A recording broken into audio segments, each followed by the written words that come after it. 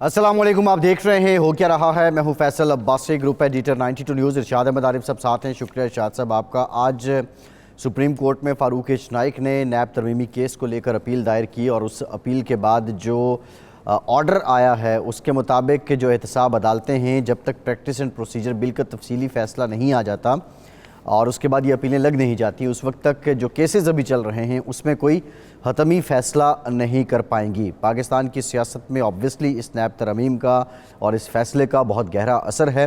पाकिस्तान के अंदर एहतसाब के नाम पे पिछली कई दहाइयों से सियासत होती रही है, लेकिन अनफॉर्चुनेटली एहतसाब कोई कर नहीं पाया है। नवाज़ शरीफ साहब जो मुस्लिम लीग नून के कायद हैं वो पाकिस्तान वापस आए और पाकिस्तान वापस आने से पहले भी उन्होंने बात की, लेकिन अब जो मुस्लिम लीग नून है वो अपनी तरक्की और खुशहाली के जो इससे कबल उनके कारनामे हैं वो पाकिस्तान के अवाम के सामने रख रही है। जो गुज़श्ता हफ़्ता था 21 अक्टूबर के बाद, नवाज़ शरीफ साहब की आमद के बाद, ये कहा जा रहा था मुस्लिम लीग नून के हलकों की जानिब से कि वो जो उनके कानूनी मामलात हैं उस पर फोकस करेंगे, लेकिन सवाल ये है कि 16 माह की इत्तेहादी हुकूमत रही मुस्लिम लीग नून की, शहबाज शरीफ साहब जिसमें वज़ीर-ए-आज़म थे, अब तक जो सफ़े अव्वल की क़यादत है पाकिस्तान के सियासी जमातों के सरबराहान हैं, बिलखुसूस जो PDM के सरबराह हैं, इनसे नवाज़ शरीफ साहब की मुलाकातें क्यों नहीं हो सकी हैं। सवाल ये है कि क्या अब इंतखाबी दंगल सज चुका है और अपना अपना खेल होगा, या उससे पहले जो मीसाक़ मईशत की बात की जाती थी, एक कौमी लाहे अमल की बात की जाती थी, उस पर नवाज़ शरीफ साहब अमल पैरा होंगे और बाकी सियासी सरबराहान से, रहनुमाओं से मुलाकातें करेंगे। इस पर कुछ मुफस्सल बात आज के प्रोग्राम में करेंगे। इंतहाई अहम दिन आज इसलिए भी है, आज 31 अक्टूबर है और पाकिस्तान की जानिब से गैर कानूनी तारकीन वतन को, गैर कानूनी तरीके से जो पाकिस्तान में आबाद हैं मुहाजिरीन, उनको जाने की जो डेडलाइन दी गई थी वो आज पूरी हो रही है। हम आज के प्रोग्राम में जानने की कोशिश करेंगे बिलखुसूस जो अफ़गान मुहाजिरीन हैं उनकी कितनी तादाद है जो जा चुकी है, माजी में जिस तरह ये लोग चले जाते थे फिर वापस आ जाते हैं, इसको रोकने के लिए क्या कुछ इक़दामात किए गए हैं, मुफस्सल इस पर भी आज के प्रोग्राम में गुफ्तगू होगी। पाकिस्तान के मायनाज़ सियासतदान, पीपल्स पार्टी के सीनियर रहनुमा साबिक़ वफाकी वज़ीर सैयद नवीद कमर साहब ने भी हमें ज्वाइन किया है। बहुत शुक्रिया नवीद कमर साहब आपका। आपकी तरफ आएंगे। इरशाद साहब, मुस्लिम लीग नून ने जो टिकटें हैं इलेक्शन के लिए उसकी दरख्वास्तें वसूल करना शुरू कर दी हैं। आई थिंक अब ये जो अभाम था इलेक्शन को लेकर, इसमें तो कोई मज़ीद प्रोपेगेंडा की शायद गुंजाइश नहीं बचती। नहीं, वसूल तो करना नहीं शुरू की, तारीख़ का ऐलान किया है कि कल से दरख्वास्तें वसूल की जाएंगी और 10 नवंबर आखिरी तारीख़ मुकर्रर की गई है जी कि 10 तारीख़ तक अपनी दरख्वास्तें जमा करा दें। तो मुस्लिम लीग नून पर और नवाज़ शरीफ साहब पर जो ये इल्ज़ाम लग रहा था कि वो इलेक्शन के हवाले से खामोश हैं, शायद वो मज़ीद इल्तवा या ताख़ीर चाहते हैं, तो उसका जवाब उन्होंने दिया है कि जी हम तो बाकायदा टिकट तलब कर रहे हैं और हम तो प्रोसेस को शुरू कर चुके हैं और जो ही हमारा इलेक्शन की डेट का ऐलान होगा हम फौरी तौर पर तैयार होंगे, हमारे टिकट वगैरह हम जारी करना शुरू कर देंगे। तो मेरा ख़्याल है कि ये एक अहम पेशरफ्त है और ये जो शकूक व शुबात की फ़िज़ा है उसमें कमी वाक़ई होगी। मुकम्मल ख़त्म तो उस दिन होंगे जिस दिन चीफ़ इलेक्शन कमिश्नर साहब और इलेक्शन कमिश्नर पाकिस्तान बाकायदा तारीख़ का ऐलान करेगा कि फ़लाँ तारीख़ को, जनवरी की तारीख़ हो, फरवरी की तारीख़ हो, आम इंतखाबात होंगे, तो फिर लोग यकसू हो जाएंगे, किसी को ना एतराज़ का मौका मिलेगा, ना शक व शुबा की कोई गुंजाइश मौजूद रहेगी। लेकिन मेरा ख़्याल है नवीद कमर साहब हमारे साथ हैं, पीपल्स पार्टी की तरफ से ही ज़्यादातर शुबहात का, तहफ़्फ़ुज़ात का इज़हार हो रहा था। तो नवीद कमर साहब ये फरमाएँ कि अब आज तो मुस्लिम लीग नून ने ऐलान कर दिया कि हम तो कल से टिकट बाकायदा वसूल करना शुरू कर देंगे, इसका मतलब पार्लिमानी बोर्ड भी उनका तश्कील पा गया होगा। तो एक तो पीपल्स पार्टी की क्या तैयारी है, उसने पार्लिमानी बोर्ड तश्कील दे दिया है, टिकट तलब कर लिए हैं, और दूसरा मुस्लिम लीग की तरफ से इस ऐलान के बाद ये शक तो दूर हो जाना चाहिए कि मुस्लिम लीग या कोई और इलेक्शन में इल्तवा चाहता है, मज़ीद इल्तवा चाहता है। मान रही मेरा ख्याल के पहले आपका जो पीपल्स पार्टी की तैयारी के हिसाब से सवाल था, उसका जवाब ये है कि पीपल्स पार्टी की तारीख दरख्वास्तें जमा करने की काफ़ी दिन हुए गुजर भी चुकी है। उसके बाद हमारा पार्लियामेंट्री बोर्ड भी बना और पार्लियामेंट्री बोर्ड ने जो है وہ شارٹ لسٹنگ بھی مکمل کر لی ہے. جی سندھ میں بھی ٹوٹلی مکمل ہے, شاید ایک آدھ ڈسٹرکٹ رہتا ہے, اور باقی صوبوں میں بھی کافی ہوم ورک ہو چکا ہے. سو پیپلز پارٹی اس لحاظ سے تو جہاں ڈیمانڈ کر رہی ہے کہ فوری طور پہ الیکشن کی ڈیٹ دی جائے, وہاں اپنی بھی تیاری رکھ رہی ہے کہ جو ہے جیسے ہی الیکشن کا ڈیٹ کا اناؤنسمنٹ ہوتی ہے ہم تیار ہوں کہ فوری طور پہ اس پروسیس میں چلے جائیں. میں ایک بات کا, ہاں یہ آپ کی بات درست ہے کہ صحیح تو تب آپ کہہ سکتے ہیں کہ جب الیکشن کمیشن جو ہے نوٹیفائی کرے الیکشن ڈیٹ, لیکن میرا خیال ہے کہ اس سے پہلے ایک مرحلہ آئے گا جب الیکشن پروسیس پہ سپریم کورٹ نے جو نوٹس لیا ہوا ہے وہ میرا خیال ہے کہ تقریباً پرسوں اس کی ہیئرنگ ہے, اور وہاں کوئی نہ کوئی پوزیشن الیکشن کمیشن کو دینی پڑے گی کہ الیکشن وہ کرانے جا رہے ہیں تو اس کی کیا وہ تیاری ہے اور کیا دے سکتے ہیں. وہ یہ ضرور کہہ سکتے ہیں کہ ہمارا ڈیلیمیٹیشن پروسیس 28 کو یا 29 کو ختم ہو رہا ہے, تو اس کے فوراً بعد ہم ڈیٹ دیں گے یا شیڈیول دیں گے, ڈیٹ ہی نہیں بلکہ پورا شیڈیول دینا, تو وہ دیں گے. لیکن آئی ایم شیور کہ وہ انڈیکیشن جو ہے وہ یہاں پہ ضرور دے دیں گے کہ وہ کیا کر سکتا ہے. اچھا یہ فرمائیں کہ زرداری صاحب نے ایک دفعہ اعلان فرمایا ہے کہ میں اب لاہور کے وسط میں مڈل آف دی سٹی گھر لوں گا, کیونکہ میرا گھر جو بلاول ہاؤس ہے وہ خاصا دور ہے, ورکرز کو تکلیف ہوتی ہے. لیکن اب سنا ہے کہ وہ لاہور کی بجائے ملتان میں گھر لے رہے ہیں, تو اب جنوبی پنجاب پر فوکس کیا جا رہا ہے. نہیں, ملتان میں تو گھر ہے, بلاول ہاؤس جو ہے یا بہلاول کا گھر جو ہے ملتان میں وہ تو اب ہے, وہاں وہ رہ بھی چکے ہیں, تو اس کا یہ آلٹرنیٹ نہیں ہے کہ لاہور میں ہو یا ملتان میں. ملتان کا اپنا ہی سگنیفیکنس ہے اور وہاں ان کی پریزنس ہو, اور لاہور کی اپنی ہے. تو one is not the alternate for the. نہیں, پولیٹیکلی آگے جو الیکشن ہے نوید قمر صاحب, اس پہ فوکس کیا ہے؟ دیکھیں جو ریئلسٹکلی بات کی جائے تو صدرن پنجاب میں تو آپ کو ایک مارجن بھی مل سکتا ہے, سپیس بھی مل سکتی ہے, تو آپ کا پنجاب میں اگر دیکھیں تو southern Punjab as compare to central Punjab focus ہے؟ نہیں, نہ صرف فوکس ہے بلکہ ٹریکشن بھی زیادہ ہے. اس وقت بھی جو پچھلی اسمبلی جو ختم ہوئی وہاں بھی ہماری جو پریزنس تھی پروپورشنیٹلی بھی ایبسولوٹ نمبرز میں بھی ہماری ساؤتھ پنجاب سے کافی زیادہ تھی کمپیئر ٹو سینٹرل پنجاب. تو ظاہر ہے کہ ہم بھی یہ سمجھتے ہیں کہ ہماری جو پالیسیز ہیں اور ہمارا جو اس وقت ریکارڈ ہے اس میں ہمیں ساؤتھ پنجاب میں زیادہ سیٹیں ملنے کی جو ہے توقع ہے, اور اس کو سپلیمنٹ جو ہے وہ سینٹرل پنجاب ضرور کر سکتے ہیں.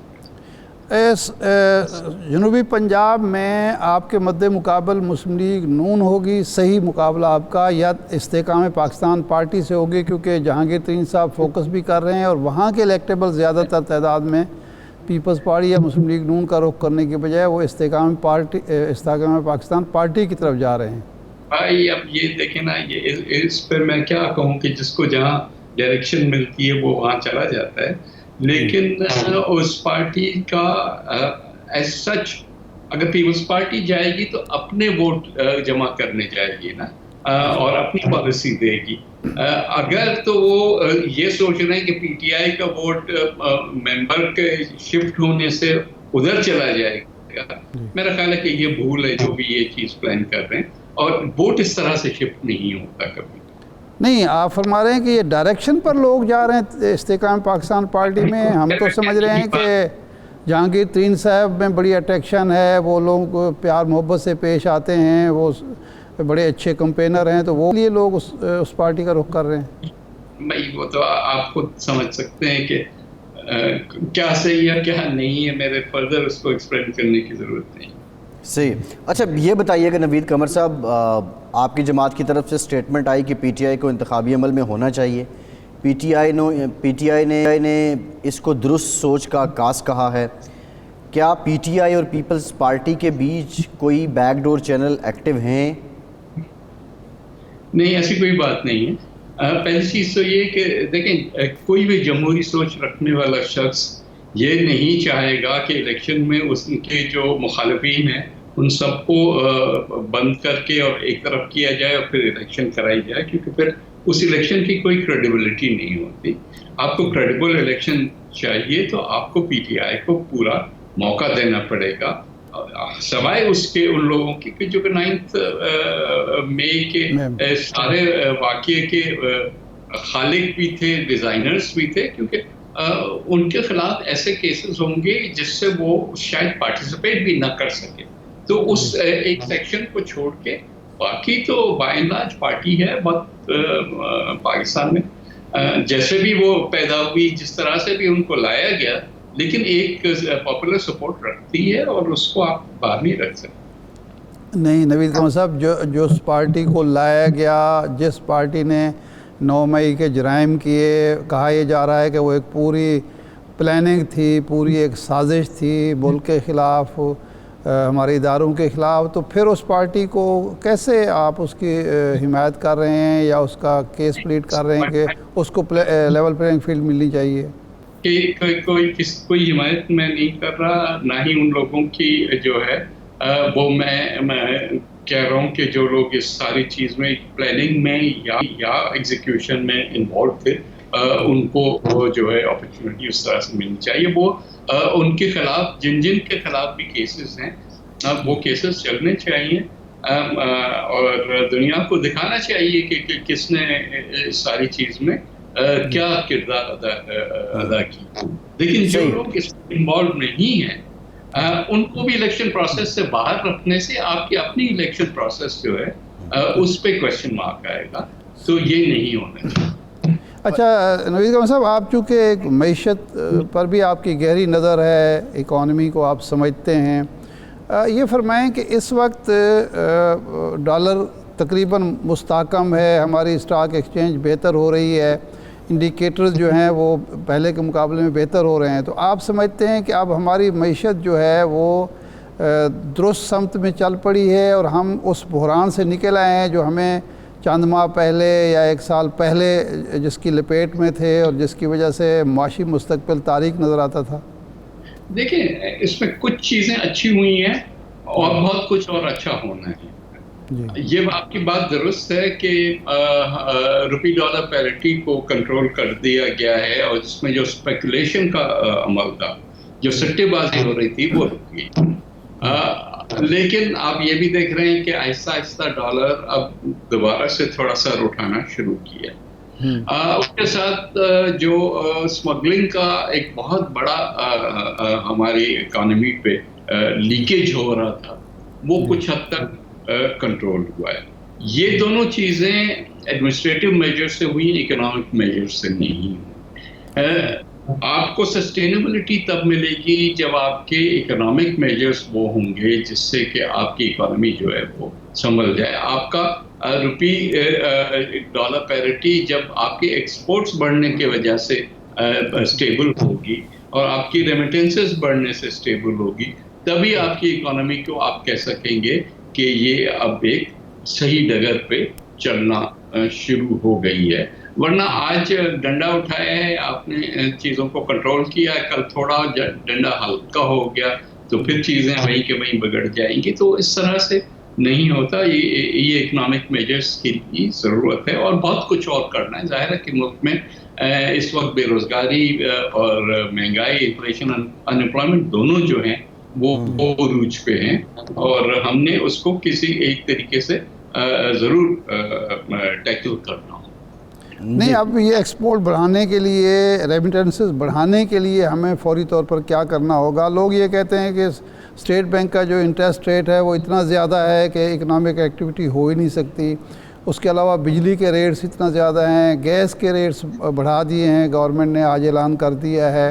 تو ایسی صورت میں اکنامک ایکٹیویٹی بہتر ہو سکتی ہیں اور ریونیو جنریشن ہو سکتا ہے؟ نہیں، آخری والا پورشن جو آپ نے کہا ریونیو جنریشن، وہ تو ڈیفینیٹلی ہو سکتا ہے. بلکہ آپ دیکھ رہے ہیں کہ ہم ٹارگیٹس میٹ کر رہے ہیں. اس میں کچھ انفلیشنری افیکٹ بھی ہے کیونکہ ابھی گروتھ اس ماحول میں پاسبل نہیں ہے. جہاں 22% جو ہے اسٹیٹ بینک کا ریٹ ہو اور پھر بینکوں کا جو ہے لینڈنگ بھی بہت ہی لمیٹڈ قسم کی. تو وہ چیزیں تو اپنی جگہ پہ ضرور ہیں, لیکن آپ کی اکنامک اسٹیبلٹی صرف گروتھ اس طرح سے نہیں ہوگی. فار ایگزامپل آپ کے جو 2 میجر ایریاز ہیں جہاں پہ گروتھ آ سکتی ہے, ایک کلچر ہے آپ کا اور ایک انفارمیشن ٹیکنالوجی ہے.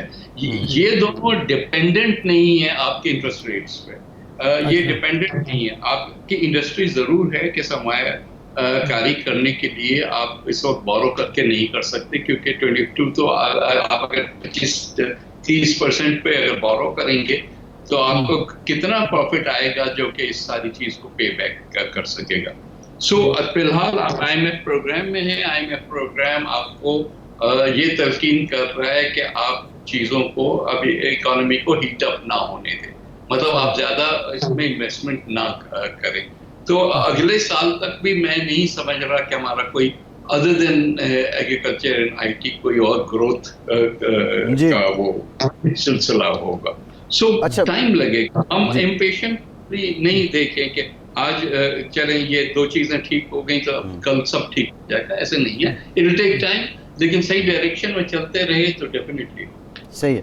اچھا نوید قمر صاحب, ایک اور اسی طرح کا ٹیکنیکل کویسچن ہی ہے کہ اب ان دونوں شعبوں میں کمپیٹیٹیو ایٹماسفیئر کی ضرورت ہے. آپ ایگریکلچر کی بات کریں, ڈیزل کی پرائزز, بجلی کی پرائزز خطے کے مقابلے میں سب سے زیادہ ہیں پاکستان میں.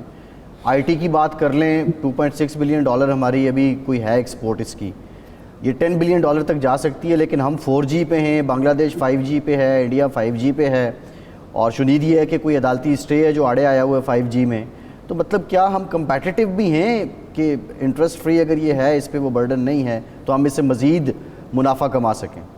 دیکھیں بالکل آپ ہو سکتے ہیں, ایسی کوئی چیز نہیں ہے. ٹھیک ہے ہماری پرائسز ہائی ہیں انرجی کی جنرلی, چاہے وہ بجلی ہو. بجلی اس لیے کہ اگر آپ 2/3 بجلی کے پیسے واپس آتے ہیں اور 1/3 جو ہے وہ کہیں پتہ نہیں کہاں بہ جاتا ہے, تو وہ ریٹس اب 2/3 کو 100% کے پیسے دینے ہیں, تو یہ تو آپ نہیں وہاں کمپیٹ کر سکتے.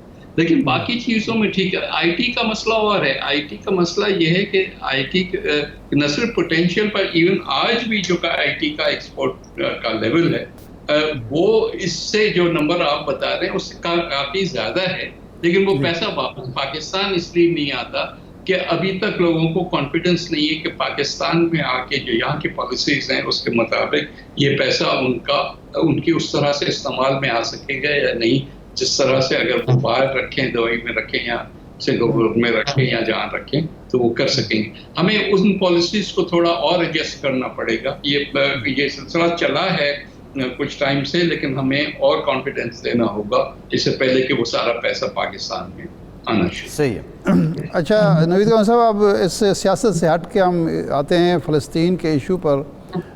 پاکستان پیپلز پارٹی اور ذوالفقار علی بھٹو صاحب کے اس حوالے سے ایک خصوصی رول بھی رہا, خصوصی دلچسپی بھی رہی, لیکن اس وقت ہم دیکھ رہے ہیں کہ سوائے 2-4 بیانات کے جو ایک ایکٹیویٹی پیپلز پارٹی کی طرف سے, مسلم لیگ کی طرف سے, بڑی سیاسی جماعتوں کی طرف سے ہونا چاہیے, کوئی احتجاجی مظاہرات جس طرح یورپ میں, امریکہ میں ہو رہے ہیں, کوئی فنڈ ریزنگ, ادویات پہنچائی جا سکیں, غذا پہنچائی جا سکے, خوراک پہنچائی جا سکے, اور چیزیں جو ہیں, تو اس میں کیا وجہ ہے کہ کوئی بے حسی کا عنصر نظر آتا ہے؟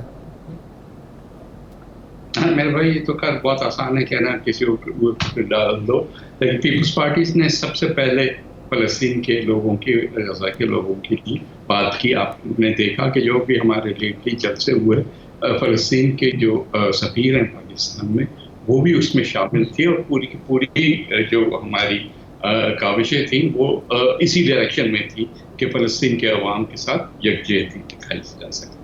جہاں تک اس ایشو کا تعلق ہے, بالکل پاکستان نہ صرف پارٹیز, پہلے تو گورنمنٹ کو اور زیادہ ایفرٹ کرنا چاہیے یہاں سے غزہ کے لوگوں کو. ہاں یہ ضرور ہے کہ ابھی ایڈ جانا اتنا آسان نہیں ہے, اور وہاں جا کے بارڈر پہ ساری چیزیں رک جاتی ہیں, لیکن ہم اپنے لوگوں کا ایفرٹ یہاں سے کریں گے تو بائی دا ٹائم وہاں وہ پوزیشن ہو کہ ہم چیزیں پہنچا سکیں تب تک ہم جمع کر چکے ہوں گے. So both government level, political parties level اور عوام ان جنرل کے لیول پہ ایک سمپتی ہے اور لوگ دیں گے اگر ایفرٹ کیا جائے تو انشاءاللہ اس پہ بھی زیادہ ایفرٹ ہونا. صحیح ہے. اچھا نوید قمر صاحب, مفاہمت خاصہ رہی آصف زرداری صاحب کا, اور مفاہمت کے ذریعے آپ نے حکومت بھی چلائی, آپ نے اپوزیشن بھی کی, تحریک عدم اعتماد بھی لائی. اب اسحاق ڈار صاحب نے کہا ہے کہ ہم اقتدار میں آ بھی گئے تو ہماری پالیسی مفاہمت ہی ہوگی. یہاں پہ وہ زرداری صاحب کی پیروی کرتے تو نظر آتے ہیں, لیکن نواز شریف صاحب کو آئے ہوئے 8-10 دن ہو گئے ہیں, ابھی تک کیا کوئی دعوت نامہ زرداری صاحب کو یا جو سابق پی ڈی ایم تھی یا اتحادی وصول ہوا؟ ملکی حالات پہ آپ لوگ بیٹھیں گے الیکشن سے پہلے, کوئی فارمولا بنے گا کہ ایسے الیکشن ہوں جو سب کے لیے قابل قبول ہوں؟ بھائی اب سوال یہ ہے کہ باتیں تو ضرور جو بھی پریس میں آ رہی بیانات آپ نے بھی دیکھے ہیں, ہم نے بھی دیکھے, آگے کوئی کمیونیکیشن ہوا ہے یا نہیں میرے علم میں نہیں ہے, بٹ آئی ڈونٹ نو, ہو سکتا ہے کہ ہوا ہو, لیکن آج نہیں تو کل. دیکھیے at the end of the day ہمارا ملک ہے, اس میں جو بھی پالیسیز آئیں گے چاہے وہ اکنامک پالیسیز ہوں, چاہے یہاں کی جمہوریت اور یہاں کی پالیٹکس ہو, ہم نے دیکھنا تو ایک ہی ڈائریکشن میں ہے. ہماری آپس میں ظاہر ہے کہ ہم سب الگ الگ پولیٹیکل پارٹیز ہیں اور الیکشن اپنے اپنے پلیٹ فارم پہ اپنے اپنے مینیفیسٹو کے ساتھ لڑیں گے اور ایک دوسرے کے خلاف بھی لڑیں گے, کہیں کہیں ہو سکتا ہے کہ کوآپریشن بھی ہو, لیکن اس کے بعد کیا ہوتا ہے جو پارلیمنٹ آتی ہے اس میں کیا ہوگا, اس میں جب تک کہ سارے مفاہمت نہیں کریں گے, چاہے وہ سارے گورنمنٹ کا حصہ ہو یا گورنمنٹ اینڈ اپوزیشن ہو, یہ بہت ضروری ہے کہ ہم پالیسیز ایسی رکھیں جس میں یہ ملک آگے چل سکے. جی ٹھیک, بہت شکریہ سید نوید قمر صاحب آپ کے وقت کا, آپ ہمارے ساتھ موجود. ایک بریک کے بعد بات کریں گے جو پاکستان میں غیر قانونی تارکین وطن ہیں, مہاجرین ہیں, ان کی ڈیڈ لائن مکمل ہو رہی ہے, اور بالخصوص افغان مہاجرین کا نمبر کتنا ہے جو اب تک پاکستان چھوڑ چکے ہیں. ہمارے ساتھ رہیے.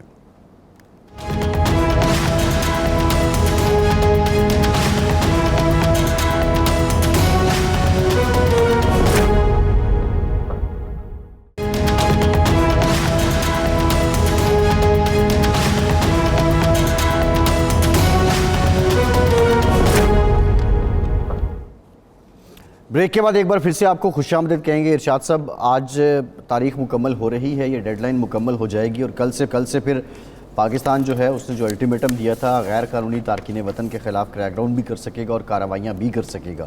لیکن میرا سوال یہ ہے ارشاد صاحب کہ 1-2 بار پہلے بھی میں نے یہ وٹنس کیا کہ لوگ اسی طرح گئے, اور پھر ایون تو یہ ہوا کہ جب حامد کرزئی صدر تھے افغانستان میں, لوگ یہاں سے گئے, وہاں سے وہ پیسے ڈیلے, پھر واپس پاکستان آ گئے, اور اس کے وہ جواز بھی پیش کرتے ہیں.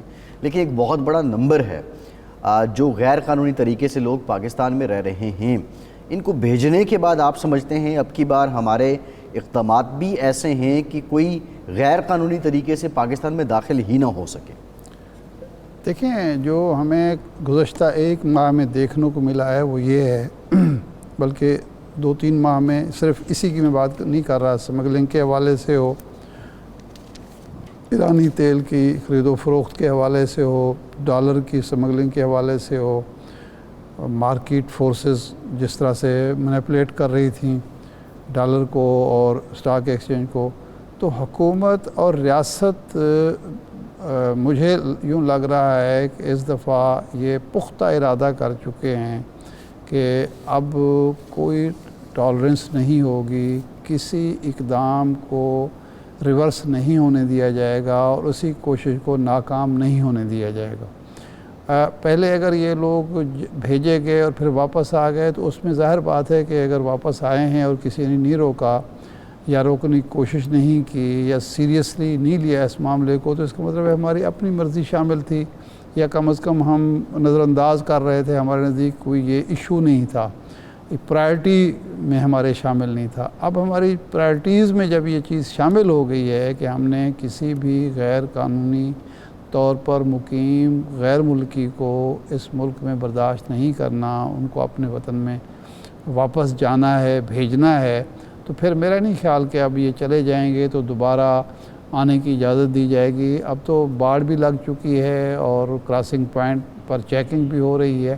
تو میرا نہیں خیال کہ یہ اتنا آسان ہوگا. یہ سارا کچھ آسان اس لیے تھا کہ نہ کراسنگ پوائنٹ پہ کوئی بھرپور چیکنگ کا سسٹم تھا یا کوئی سنجیدگی سے چیک کیا جاتا تھا, اور نہ ملک میں جو لوگ گھوم پھر رہے ہیں غیر قانونی طور پر بغیر ویزا کے, بغیر پاسپورٹ کے, کوئی پوچھنے والا تھا.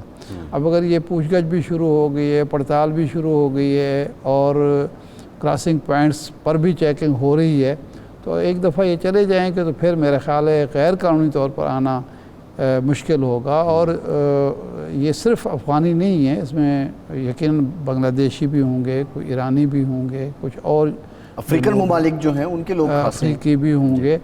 دیکھیں یہ ہے تو مذاق نا, دنیا میں کہاں ہوتا ہے کہ آپ جائیں اور اس کے بعد آپ کا بغیر ویزے کے داخل ہو جائیں, یا ویزا اگر ہے ایکسپائر ہو جائے تو آپ گھومتے پھرتے رہیں. یہ کون اجازت دیتا ہے آج کے دور میں؟ یہ ہماری اس نرم پالیسی اور ہماری اس نرمی کا جو ہمیں سب سے زیادہ نقصان ہوا ہے کہ پھر ہم یہ تفریق نہیں کر سکے کہ جو لوگ ملک میں داخل ہو رہے ہیں یا یہاں گھوم پھر رہے ہیں ان میں کتنے کرمنلز ہیں, کتنے جو ہیں کسی ملک کے فرستادہ ہیں, جاسوس ہیں, کتنے لوگ ہیں جو دہشت گرد ہیں. صحیح ہے, یہ ساری چیزیں قباحتیں تو پیدا ہوئی ہیں. بالکل. شاہد صاحب, ترجمان دفتر خارجہ ممتاز زہرا بلوچ صاحبہ نے ہمیں جوائن کیا, بہت شکریہ محترمہ آپ کے وقت کا. یہ بتائیے گا آج کی ڈیٹ تک کتنے جو افغان مہاجرین ہیں غیر قانونی طریقے سے یہاں مقیم تھے اور وہ واپس جا چکے ہیں؟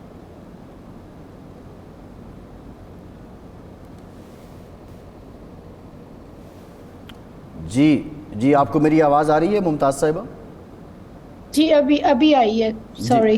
میرا سوال آپ سے یہ بتائیے کہ آج کے دن تک کتنے لوگ غیر ملکی, اس میں افغان بھی ہوں گے, ایرانی بھی ہوں گے, بنگلہ دیشی بھی ہوں گے, افریقی بھی ہوں گے, کتنی تعداد میں لوگ واپس چلے گئے ہیں رضاکارانہ طور پر, اور مزید کتنے لوگ آئیڈینٹیفائی ہوئے ہیں, کتنی تعداد ہے جو ابھی ملک میں موجود ہیں جنہیں گرفتار کر کے اور دوسرے طریقوں سے بھیجا جائے گا؟ دیکھیں یہ والے جو فیکٹس اینڈ فگرز اور اسٹیٹسٹکس ہیں یہ آپ کو ہماری لا انفورسمنٹ ایجنسی سے ملیں گی یا بارڈر آفیشل سے ملیں گی جو آپ کو ایگزیکٹ فگرز بتا سکیں گی. اچھا صحیح ہے. تو آپ کے علم میں نہیں ہے کہ کتنے لوگ بھیجے گئے ہیں ابھی تک؟ اچھا یہ فرمائیے کہ سینئر صحافی ہیں نصرت جاوید صاحب, انہوں نے یہ دعویٰ کیا ہے کہ امریکہ کی طرف سے ہم پر دباؤ آیا ہے کہ ان کے ایسٹس ہیں جو افغانستان سے لوگ آئے تھے ان کو زبردستی نہ بھیجا جائے, ان کو رجسٹریشن کی جائے. تو کیا وزارت خارجہ کے علم میں ہے کہ اس قسم کا دباؤ ہم پر آیا ہے؟ دیکھیں پہلی بات تو یہ ہے کہ جو پاکستان کی پالیسی ہے جو اللیگل فارنرز ریپیٹریشن پلان ہے, یہ پاکستان نے بالکل اپنے مفاد میں اس کو پالیسی کو بنایا ہے, اور یہ ہمارا ایک سوورن رائٹ ہے ایک ذات خود مختار ملک کی حیثیت سے کہ ہم اپنے امیگریشن لاز کو امپلیمنٹ کرتے ہیں, اور اسی سلسلے میں یہ ایک پلان کل 1 نومبر سے امپلیمنٹ ہونے جا رہا ہے. دوسری بات یہ ہے کہ جب سے 2021 میں جب سے افغانستان میں ایک تبدیلی آئی ہے, کافی افغانز ایسے آئے جن کے لیے ہمیں فارن گورنمنٹس نے ہمیں ریکویسٹ کی کہ ان کو, کیونکہ ان لوگوں نے ان کے ساتھ کام کیا تھا, تو ان کو ان ملکوں میں ٹرانسفر کیا جائے, ان کو ہیلپ کیا جائے تاکہ وہ ان افغان نیشنلز کو اپنے ملک میں لے جائیں. تو اس سلسلے میں ہم نے ان ممالک کے ساتھ ان ٹچ رہے ہیں, ان کو فیسیلیٹیٹ بھی کیا ہے, اور بہت سارے لوگ یہاں سے افغان ان ممالک کو گئے بھی ہیں. کچھ لوگ ہیں جو ابھی بھی پاکستان کی سرزمین پر ہیں, اس کے سلسلے میں ہم ان ممالک کے ساتھ ان ٹچ ہیں, اور ہم نے ان پر زور دیا ہے کہ جلد سے جلد یہ ان ممالک کو ان افغان نیشنلز کو ویزاز دیں تاکہ وہ جلد سے جلد پاکستان کی سرزمین چھوڑ کر وہاں جا سکیں. جی صحیح ہے. تو یعنی یہ ایسے لوگ جو ان کے ساتھ وہاں کام کرتے رہے ہیں کانٹریکٹر کے طور پر, وہ پاکستان میں رہ جائیں گے, ان کو واپس افغانستان نہیں بھیجا جائے گا بلکہ برطانیہ یا امریکہ یا جرمنی یا جہاں وہ جانا چاہتے ہیں ان کو سہولتیں وہ ممالک دیں گے اور ہم ان کو وہاں بھیجیں گے؟ جی وہ جن کے کیسز ہمارے پاس آئیں گے ان کو پروسیس کر کے اس کے بعد جس پر ہماری گورنمنٹ آف پاکستان ایگری کرے گی وہ ان کو بالکل اسی طریقے سے آگے بھیجوایا جائے گا. لیکن اس میں کوئی ہماری یہی ہے کہ یہ کوئی اوپن اینڈیڈ چیز نہیں ہے. جلد سے جلد ان لوگوں کا فیصلہ ہونا چاہیے اور ان کو فوری طور پر ویزاز دے کر اپنے ان ممالک میں جانا چاہیے. ان کی تعداد کتنی ہے ممتاز صاحبہ؟ کوئی اندازہ ہے یہ جو درخواستیں آپ کو موصول ہوئی ہیں وہ کتنی ہیں؟ دیکھیں یہ مختلف ممالک کی مختلف ریکویسٹس ہیں اور کچھ لوگ آلریڈی جا چکے ہیں. آپ نے سنا ہوگا پچھلے ہفتے یونائٹڈ کنگڈم نے بھی ایک یہاں سے جہاز بھیجا تھا. اس طرح اور بھی ممالک ہیں. تو یہ ان کے ڈفرینٹ نمبرز ہیں اور اسی کے حساب سے ہمارا تو مین مقصد یہ ہے کہ یہاں پر اللیگلز پاکستان میں نہ ہوں, چاہے وہ افغانستان واپس جائیں یا کسی اور ملک میں. تو اس سلسلے میں ہم ان ممالک کے ساتھ بات چیت ہماری بڑی ایڈوانس سٹیج ہے.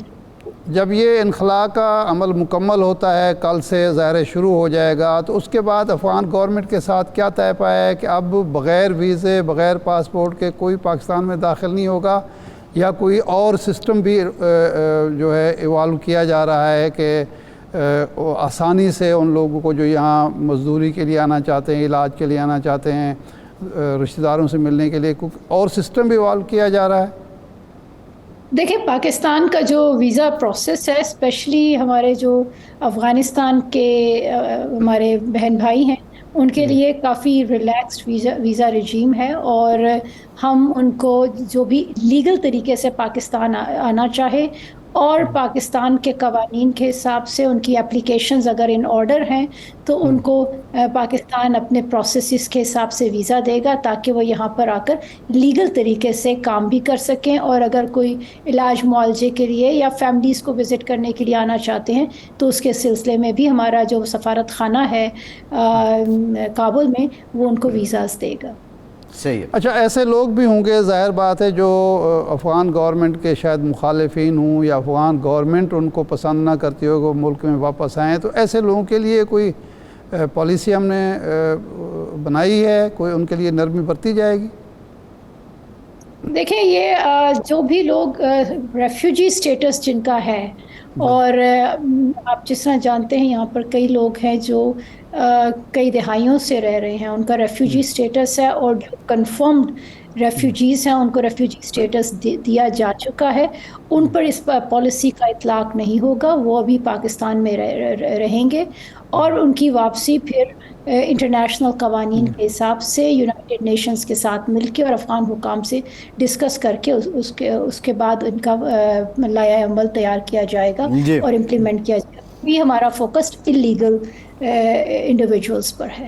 صحیح ہے. اچھا, اس میں افغانوں کے علاوہ یہ تو کوئی سٹیٹس آپ کے پاس ہوں گے نا کہ ایرانی یا بنگلہ دیشی یا افریقی, کہ وہ بھی نہیں ہیں, وہ صرف لا اینڈ آرڈر جو ادارے ہیں ان کے پاس؟ وہ ہمارے پاس جی میرے پاس انڈائریکٹ انفارمیشن ہے. ڈائریکٹ انفارمیشن آپ انہی سے لے سکیں گے کیونکہ وہ they are the custodians of this information. میرے پاس انڈائریکٹ انفارمیشن ہے. جی اچھا, اس سے ہٹ کر اس وقت جو افغانستان فلسطین کا ایشو ہے اس حوالے سے پاکستان کا موقع بڑا جاندار رہا ہے, تو اب وزارت خارجہ کیا سمجھتا ہے کہ جو عالمی برادری سو کالڈ خاص طور پر امریکہ اور یورپ ہے وہ تو کھڑے ہو گئے ہیں اسرائیل کے ساتھ, جنگ بندی بھی اسی لیے نہیں ہو رہی, تو پاکستان کے پاس کیا انفارمیشن ہے کہ یہ معاملہ فلسطینیوں کے یعنی غزہ سے انخلاء اور سینا کی طرف جائے بغیر حل ہو سکتا ہے یا کوئی اور آپشن بھی موجود ہے؟ دیکھیں اس وقت ایک انٹرنیشنل کنسنسس ڈیولپ ہو رہا ہے. آپ نے بھی دیکھا ہوگا کہ ایک تو سب سے پہلے ایک OIC کی قرارداد آئی, عرب لیگ کی قرارداد آئی. OIC کا اسپیشل سیشن ہوا جس میں پاکستان نے کلیدی رول ادا کیا. اس کے بعد یونائٹڈ نیشنز جنرل اسمبلی نے ایک بھاری اکثریت سے ایک ریزولوشن پاس کی ہے جس میں جنگ بندی پہ زور دیا گیا ہے اور ہیومینیٹیرین اسسٹنس پہ زور دیا گیا ہے تاکہ وہاں جو غزہ کے عوام ہیں ان کو ہیومینیٹیرین اسسٹنس مل سکے۔ یہ ہمارے نمائندے جو ہیں انہوں نے کہا یو این میں کہ جنگی جرائم کا ارتکاب کر رہا ہے اسرائیل، تو کیا ہم یہ مطالبہ بھی کریں گے کہ نیتن یاہو کو جنگی مجرم کے طور پر عالمی عدالت میں پراسیکیوٹ کیا جائے؟ دیکھیں یہ تو جو فیصلہ ہوتا ہے یہ اس کے ڈفرینٹ میکنزمز ہوتے ہیں اور وہ یونائٹڈ نیشنز کا فیصلہ ہوتا ہے، نمبر 1۔ نمبر 2، یہ جو عالمی عدالت جس کی آپ بات کر رہے ہیں اس کا پاکستان خود رکن نہیں ہے، تو ہم لوگ اس پر اس طرح کا انیشیٹو نہیں لے سکتے۔ یہ فیصلہ جو ہے یہ یونائٹڈ نیشنز کی طرف سے ہی ہوگا۔ صحیح ہے۔ اچھا یہ بتائیے گا، یہ جو پاکستان نے ابھی انیشیٹو لیا ہے جس کی ہم پہلے بھی بات کر رہے تھے، غیر قانونی لوگوں کو پاکستان سے باہر بھیجنے کا، ابھی برطانیہ میں حال ہی میں آپ نے دیکھا ہوگا کہ ٹورسٹ گورنمنٹ ہے اس پہ پوری دنیا سے کرٹیسزم ہو رہا ہے، جو امیگریشن واچ ڈاگز ہیں وہ کرٹیسائز کر رہے ہیں کہ آپ لوگوں کو روک رہے ہیں برطانیہ آنے سے۔ تو کیا پاکستان پہ بھی جو ریفیوجی واچ ڈاگز ہیں ان کی طرف سے اس اقدام کو لے کر دباؤ آیا ہے؟ دیکھیں ہمارا بالکل جو ہمارے انٹرنیشنل انٹرلوکیوٹرز ہیں، یونائٹڈ نیشنز کی ایجنسیز ہیں اور UNHCR ہے، ان کے ساتھ ان کے کچھ کنسرن ضرور تھے۔ ہم نے ان پہ ان کو بڑا ایک مفصل جواب دیا ہے کہ ہمارا جو یہ آ رہی ہے پالیسی جو کل سے امپلیمنٹ ہوگی، یہ ان لوگوں پہ ہے جو ہمارے امیگریشن لاز کی جنہوں نے خلاف ورزی کی ہے، اور دنیا میں ہر ملک میں جہاں پہ امیگریشن لاز کی خلاف ورزی ہوتی ہے وہاں پر مختلف سزائیں ہوتی ہیں، فائنز ہوتے ہیں، امپریزنمنٹ ہوتی ہے اور ڈپورٹیشن بھی کی جاتی ہے، جو کہ اب ہم جس پر ہم عمل کرنے جا رہے ہیں۔ ہمارا جو لاز ہیں اور ہماری جو یہ پالیسی ہے یہ کسی صورت ان لوگوں پر امپلیمنٹ نہیں ہوتی جو کہ اس وقت ریفیوجی سٹیٹس ہے۔ تو یہی چیز ہم نے انٹرنیشنل ایجنسیز کو بتایا ہے کہ جو ریفیوجیز ہیں ان کو ہم اس وقت ان پہ اس کا اطلاق نہیں ہوگا اور وہ پاکستان میں امن کے ساتھ رہ سکتے ہیں۔ اچھا یہ فرمائیے کہ یہ ریفیوجیز جو ہیں لاکھوں کی تعداد میں ہیں، یہ بھی ہماری معیشت پر تو بوجھ ہیں اور سماجی سطح پر بھی ہمیں مسائل کا شکار ہے، تو کیا ایسی پالیسی بھی ہم بنا رہے ہیں کہ ان کو نیئر فیوچر میں ان کو بھی خدا حافظ کہا جائے، انہیں اپنے وطن بھیجا جائے؟ دیکھیں اس پر پاکستان کی ایک پرانی اور اصولی پوزیشن رہی ہے۔ یہ افغان مہاجرین کا جو مسئلہ ہے اس کو انٹرنیشنل رسپانسبلٹی کہا جاتا ہے۔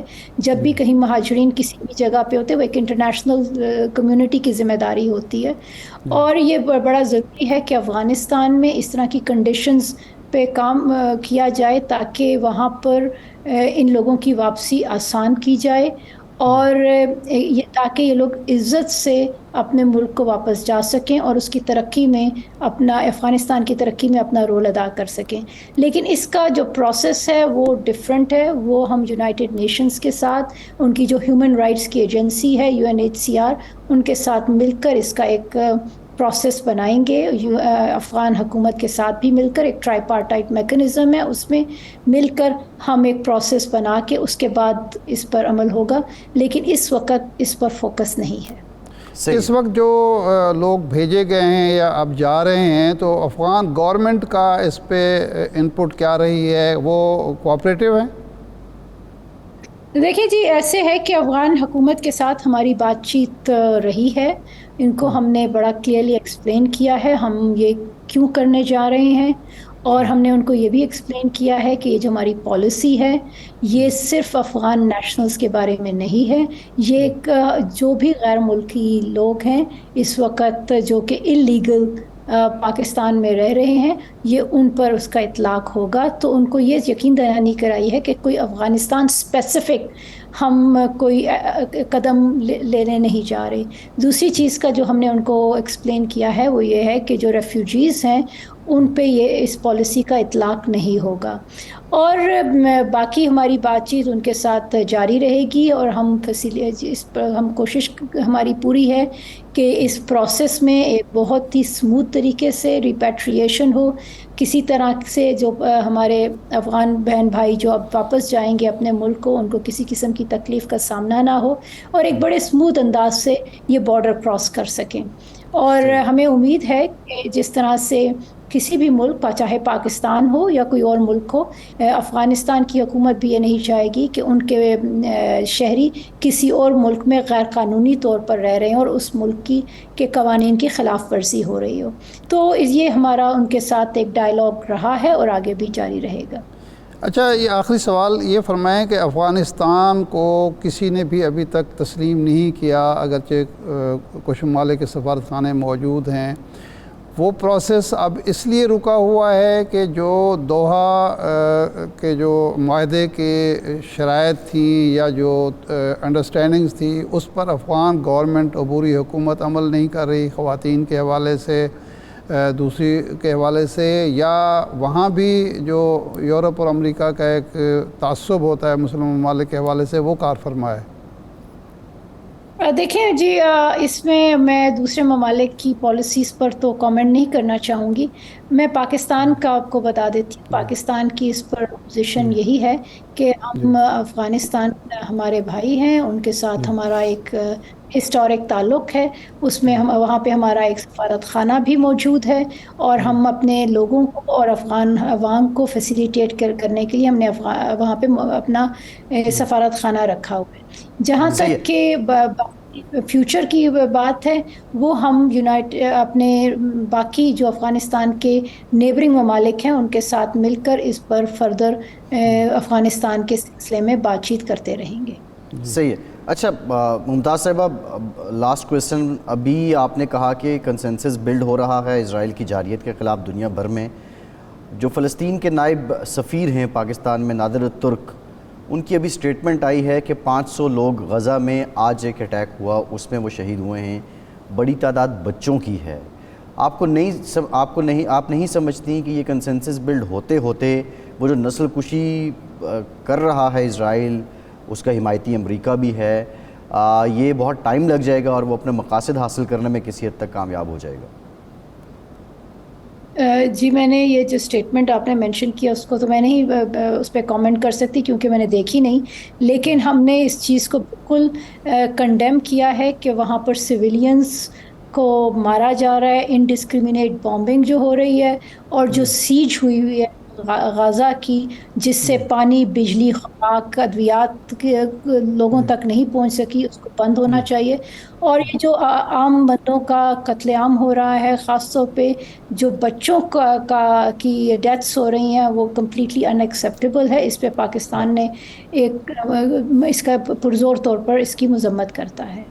جی ٹھیک، بہت شکریہ ممتاز زہرا بلوچ صاحبہ، دفتر خارجہ ہمارے ساتھ موجود تھیں. ایک بریک کے بعد دوبارہ حاضر ہوتے ہیں.